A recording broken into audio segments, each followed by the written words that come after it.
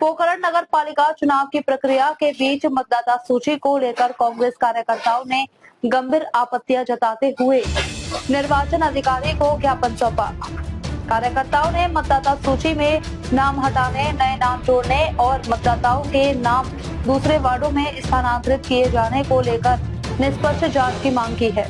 कार्यकर्ताओं ने मतदाता सूची में नाम हटाने, नए नाम जोड़ने और मतदाताओं के नाम दूसरे वार्डों में स्थानांतरित किए जाने को लेकर निष्पक्ष जांच की मांग की। नगर पालिका प्रतिपक्ष नेता नारायण रंगा ने आरोप लगाया कि एक ही वार्ड और एक ही मकान में 40-40 मतदाताओं के नाम दर्ज किए गए हैं, जबकि कुछ लोगों को मकान नंबर तक आवंटित नहीं किया गया है। उन्होंने कहा कि वार्ड संख्या 12, 13, 17, 18, 19, 20 और 25 सहित कई वार्डों में मतदाताओं के नाम इधर उधर दूसरे वार्डों में स्थानांतरित किए जाने की शिकायतें सामने आई हैं। कांग्रेस कार्यकर्ताओं ने यह भी आरोप लगाया कि बीएलओ द्वारा मतदाता सूची में नाम जोड़ने के लिए आवेदन फॉर्म तो लिए जा रहे हैं, लेकिन आवेदकों को उसकी रसीद नहीं दी जा रही है। कार्यकर्ताओं ने आशंका जताई कि राजनीतिक दबाव के चलते निर्वाचन संबंधी कार्य प्रभावित हो सकते हैं, जिससे निष्पक्ष चुनाव प्रक्रिया पर सवाल खड़े हो सकते हैं। ज्ञापन में मांग की गई कि मतदाता सूची में हाल में हटाए गए, जोड़े गए और स्थानांतरित किए गए सभी नामों की निष्पक्ष एवं तथ्यात्मक जांच कराई जाए। साथ ही पात्र मतदाताओं को अपने नाम और विवरण की जांच करने का पर्याप्त अवसर दिया जाए। यदि जांच में किसी अधिकारी या कर्मचारी की लापरवाही अथवा नियम विरुद्ध कार्यवाही सामने आती है तो नियम अनुसार कार्यवाही की जाएगी। कांग्रेस कार्यकर्ताओं ने कहा कि निष्पक्ष मतदाता सूची ही स्वतंत्र और पारदर्शी चुनाव की पहली शर्त है। उन्होंने निर्वाचन अधिकारी से चुनाव प्रक्रिया को पूरी तरह निष्पक्ष एवं पारदर्शी बनाए रखने की मांग की। ज्ञापन देने के दौरान नारायण रंगा, फिरोज खान, गणपत गर्ग, शेरा राम, गोपाल रंगा सहित कांग्रेस कार्यकर्ता मौजूद रहे।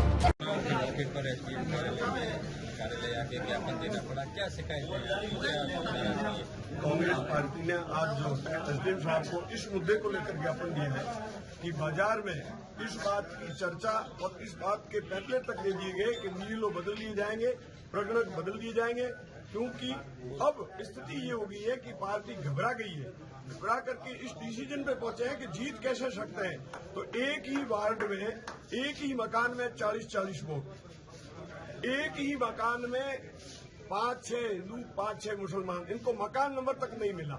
ये कहानी वार्ड नंबर 13 की है, ये कहानी वार्ड नंबर 12 की है, ये कहानी वार्ड नंबर 18 की है। वार्ड नंबर 19 से लेकर के 20 नंबर में ले जाकर के वोट डाल दिए और उनके चहेतों के जो वोट थे 20 नंबर में, उनको लाकर 19 नंबर में बिठा दिया, 18 में बिठा दिया। तो ये जो खेल चल रहा है वो इनकी बौखलाहट है और ये जीत का तरीका नहीं है। तो मैंने एसडीएम साहब से हमने ज्ञापन देकर के कहा है कि आप जो जिन जिन वार्डों की बात हम लोगों ने कही है उन पर आप जांच करवाएं। एसडीएम साहब, तहसीलदार साहब को, पटवारी जी को, जिनको भेज करके जांच करावें कि आप वोटरों के जो परिवार है वो कहाँ रह रहे हैं, जिन घरों में, जिन वार्डों में नाम लिखे हैं उनमें उनका कभी गली का भी पता नहीं। उनकी पत्नी को भी पूछोगे तो पता ही नहीं है कि मैं चौधरियों की गली में रहती हूँ, क्योंकि वो कुमारों की मोहल्ले के कॉर्नर पे रहती है। और उन्होंने इंटरेस्ट से ला करके जोड़ दिया इधर।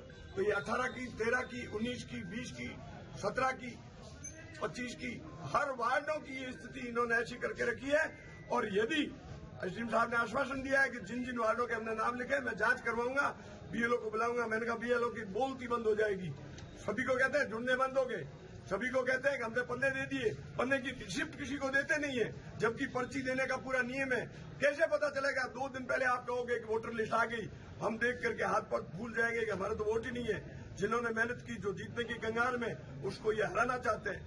तो ये नीति बिल्कुल गलत है और इसका जब पता चल जाएगा तो हम इसके लिए उग्र आंदोलन करेंगे और पूर्ण भूख हड़ताल तक करेंगे कि ये तरीका सही नहीं है। एसडीएम साहब ने कहा है मैं इसकी जांच कराऊंगा, देख लेते हैं 2-3 दिन में क्या होता है। तो 2-3 दिन के बाद में फिर क्या होगा तो पता चल जाएगा कि इस प्रकार का दबला करने से हर बार